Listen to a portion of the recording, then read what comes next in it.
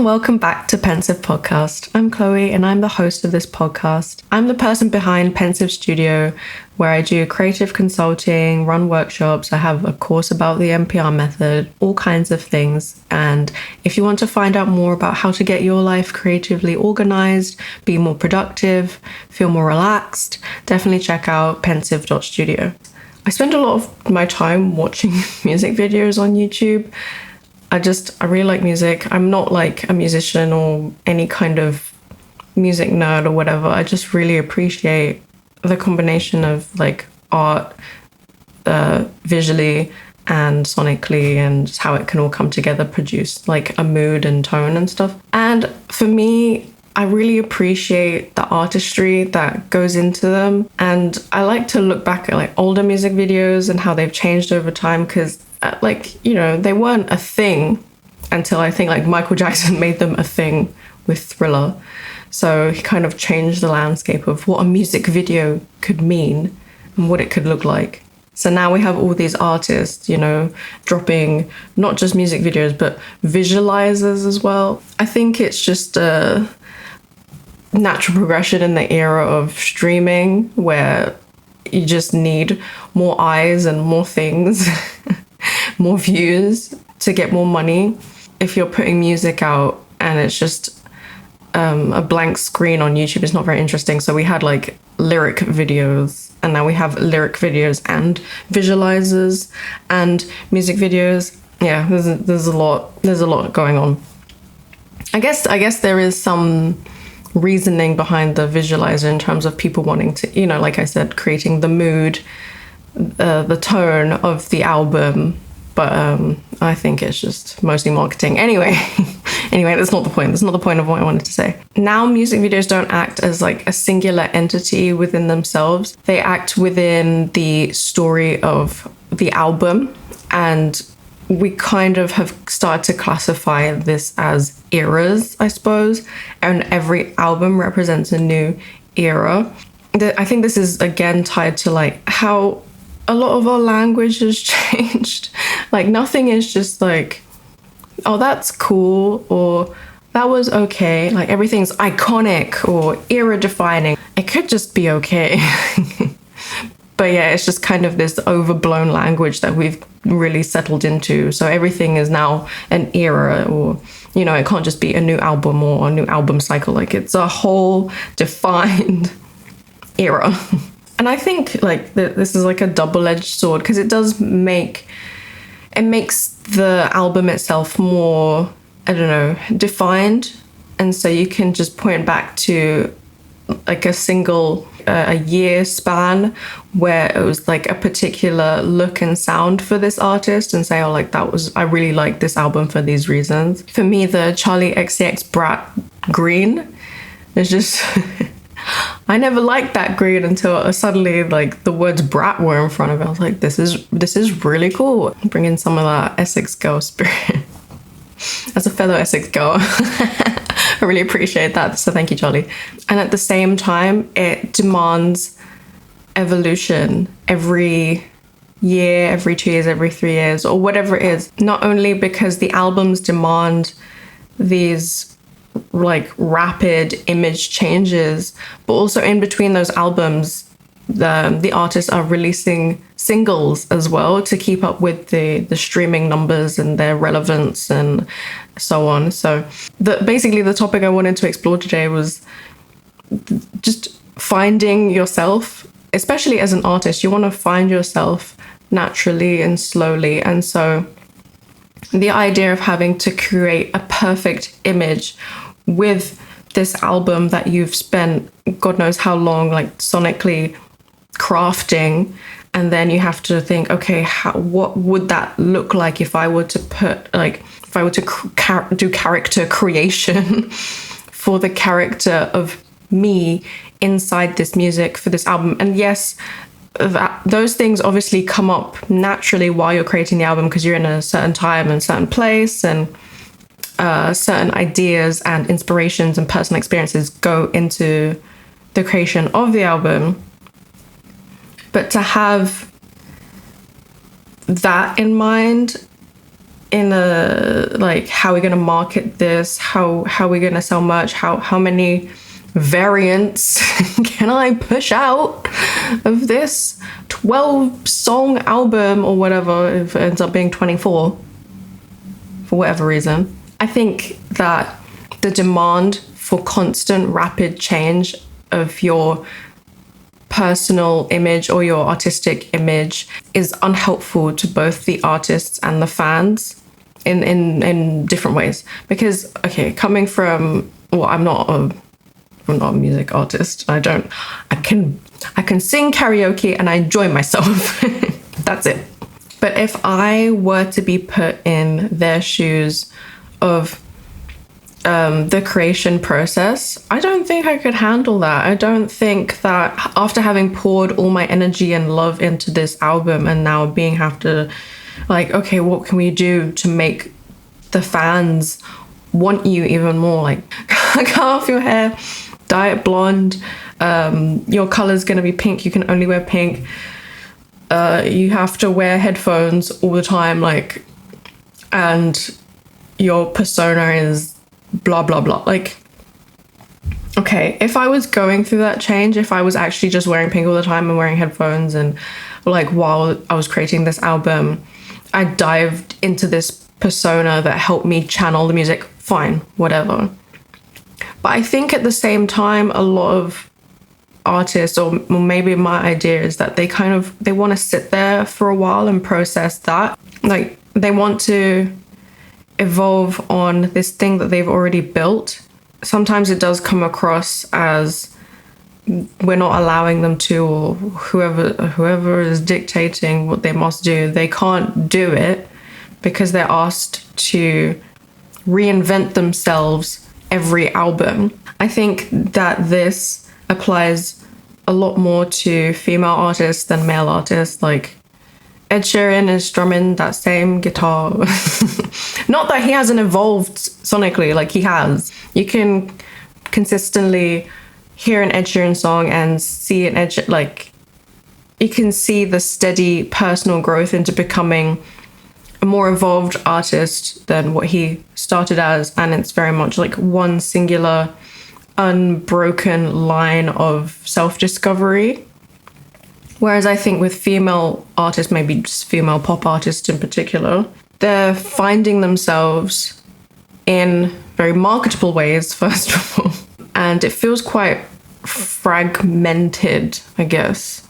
And maybe it could just be like exploring different aspects of themselves, you know, a more rebellious aspect, a more vulnerable aspect that's like want to release more ballads or whatever it is. I'm just making a lot of assumptions and I'm putting myself in their shoes. So I don't know, but as an outsider, I feel like the pressure put up on women, young women, to change up their look all the time rather than explore their artistry through a natural progression that maybe they would have wanted is detrimental to their creative practice. It would be different if that is what they would want, but I think just from seeing it from a lot of pop artists, I don't think it's normal for all of them to want that for themselves. And it's not to say like people can't explore and people have to stay the same, or like it's not one or the other. I know I've been talking about pop stars and marketability, but I wanted to come back to the people and the fans and how we kind of take on these ideas and we're seeing it being mimicked societally with like the rapid change of trends and the rapid image changes that we think we have to go through, rather than the natural, I've put a note here, seasonal evolution of our identity and exploring those boundaries through clothing and visual aesthetics. It feels like things pop up just as quickly as they fade away, but then they're still described as eras. Like, I'm in my soft girl era, I'm in my strawberry girl, coconut girl, peach girl, I don't know. Whatever era it is. And yes, I could be overstating it because it's just a function of language.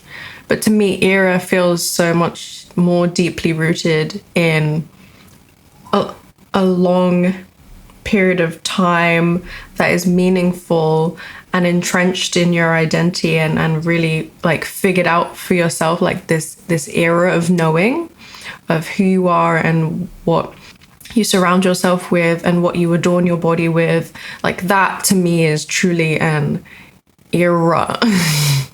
Not just, I'm wearing a lot of brown. I'm in my brown era. Maybe I'm making a big thing out of nothing. But I do strongly feel that things being asked of us to move so rapidly is not natural. And I want to go back to the idea of the seasonal evolution. Just the idea, I always go back to seasons. I always go back to nature. It teaches us so much. We can learn so much from the seasons because they span long periods of time, or 3 months, longer periods of time. But you understand why things have to change and how they changed, and they progress slowly and understandably and naturally between them. And then they can return if they want to, or they will return because it's nature and it will go back to how it was. But for us as humans, you have that opportunity to return back to the beginning and explore that evolution again in a slow, intentional, and natural way. So I don't think if we went to spring straight into winter that we would feel like we knew what we were doing. Like, what is this? Like, okay, London, we do tend to go from spring to winter in one day. But does that feel comfortable to you? No, it does not. Like, why am I leaving the house in a crop top and a puffer jacket? We are not serious people. We're not serious people. What I want to offer here is the consolation, I suppose, of not having to be radically different at all times and not having to pursue this expectation for constant rapid change, because it leads to some sort of like fragmentation of your identity and your fragmentation of your presentation of yourself. I put my hands up. Clothes are very important to me. I love my clothing. But I'm also going through this change of where I'm starting to rethink what it is that I want to look like and how that relates to where I am in my day-to-day life and what that means for my identity. And I'm just kind of allowing it to happen over a few months. I'm not like in the mood to go out and buy a whole new wardrobe and be like, I'm here. Here's the new me. Because it also involves a reevaluation of my current wardrobe and like what it is that I like, what it is that I'm not really into anymore, and can I repurpose some of it? Because a lot of it I still like and it just doesn't fit. I was like, can I repurpose it? Well, I did kind of over time think, okay, this kind of stuff isn't me and I'm not enjoying what I'm looking like. And that's very much tied to my identity, and that's a whole other conversation. But that thought process about how I'm going to go about it and the thought process behind what I want to move into, I'm purposely taking it very slowly because I know what I'm like and I tend to get very obsessed with things very quickly, and I don't want to fall into that like, okay, this is what I'm doing now, and then immediately drop off that interest level afterwards. Because A, that's costly. Like, he wants to go out and buy like a whole bunch of clothes again. And B, I want to be sure of my trajectory. I want to be sure of where I'm going and what I'm doing. And similar to, I guess, music artists, a lot of my creativity lies in my fashion, in my clothing, how I present myself. Like, I find a lot of great personal expression through that. And right now I'm actually enjoying having a lot of downtime, being comfortable, because being comfortable is not something that I aspired to in the past. I didn't really care about being comfortable at all. I was like, I need to be shiny, and shiny does not equate to comfortable. But now I'm enjoying the comfort, and that has coincided with the wintry months where jumpers and baggy things and oversized things are more preferable to this weather. So again, it's relating to this seasonal evolution of my identity and my clothing preferences and the actual seasons occurring in the natural world, and like all these things coinciding. And that hopefully will lead to a nice natural progression into spring, where I bloom again and I become who I want to become. I rise from the ground. Maybe that will be a new quote unquote era for me. Maybe it won't. Maybe it'll just be a different path that I'm taking. And either way, that's fine. Because I feel like in my personal creative life, like my era lasts, well, the last proper like era I suppose I had aesthetically lasted around over a decade. Like, you can see the choices I made towards the progression of my fullest self. Like, if I was a Pokemon, I feel like I reached, I don't know anything about Pokemon, I'm so sorry. The highest evolution of Pokemon is kind of where I kind of peaked near the end. I can confidently say that that era was, a decade at least of progression towards where I finally could sit and say like, okay, this is the fullest version, the fullest evolution of my constructed visual identity, I suppose. Because of a lot of life changes and like exploring my sense of self, blah, blah, blah, therapy, I feel like I want to enter a new era. And at the same time, going back to this idea of musical eras and relating it to personal eras, there's a lot of times that these artists do change like rapidly and they do something completely different.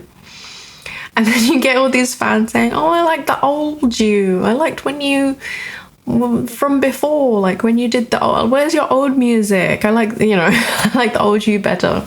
And I can sense that's very frustrating for artists because, I mean, some of them have changed because that's just simply not them anymore. And their response is like, well, if you like the old me so much, like, why don't you listen to my old music, which is still available on Spotify, by the way. So there's this like weird tension on both sides, like demanding new things, like new albums and asking for something different, this evolution. And when you do ask for the evolution of the artist and they've come out with something completely different, like entering a new genre, and then suddenly you're like, no, but that's not the evolution we want. Kind of, if we think about relating that to our, I guess, personal selves, there's going to be this tension within yourself, like, do I change or do I stay the same? And like a lot of questions will be asked, and I think the best thing to do is to give yourself the time and space to be able to answer those questions over like a longer period of time than the immediate moment where those questions are being brought up. Sometimes you will just like the old you better. Sometimes you look back on something and say like, oh, I understand myself in that moment and I didn't quite have all the answers and all the clothes. Maybe I can go back and revisit that and rework it and make it better. So there's the opportunity to go back after you embrace like the nostalgic essence of who you once were.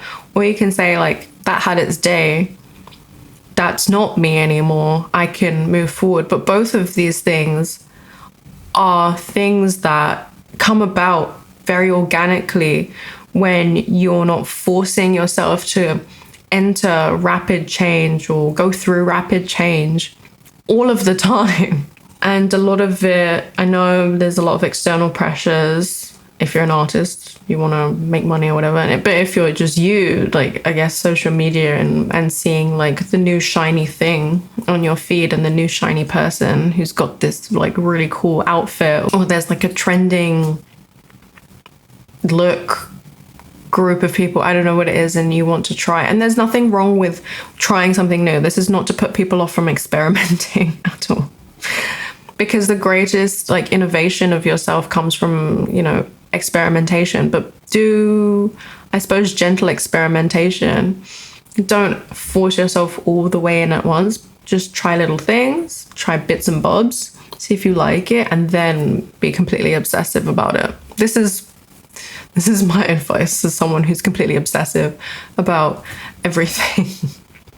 It's costly for your energy and your bank account if you just throw yourself in, okay? I'm just warning you now. I think a really cool thing about all of this is the exploration of your boundaries of your identity and like pushing yourself to who you envision yourself to be versus who you currently are, and how do you bridge that gap between that vision and that current self, and like how do you get there? And yes, there can be like the ideal. I think we all, but that's the thing, we all have like an idealized version of ourselves, and it's not to only go towards this like super idealized, super fixed version. Allow yourself to bounce around and figure things out along the way, but make sure that whatever you're doing, you're asking yourself these questions and not always looking at what other people are doing. Obviously, like, they will inspire you, but take the bits that you like and absorb it and rework it for yourself first, so that you can, when you do continue down your like creative exploration, it's well within your preferences for your personal identity for your new era. There's nothing stopping you from having multiple eras over your life. Like you can era yourself away. Like go for it. I'm not stopping you. And I think every time I have like a thought, the epiphany is just give yourself more time, give yourself more breathing room, and give yourself more space to do it. There's no rush to have everything figured out by a certain age. Like, it's just not going to happen. It's not going to happen. Like your 15-year-old self or 25-year-old self or 35-year-old self, they're all different people and they all want different things. And they all want to look different. They want to be different. Their identities are different. You're in a constant movement of figuring out at all times. Let it be natural. Let yourself flow. There's nothing weird or absurd with that. Don't force yourself to go through changes that aren't right for you. And most of all, like, if you don't want to change, if you like how you are, if you like how you look, if it's working for you, just stay the same and do what you want to do. Just stay exactly the same. If it works, if it's good, if it's healthy, just do that. The green woman of Brooklyn.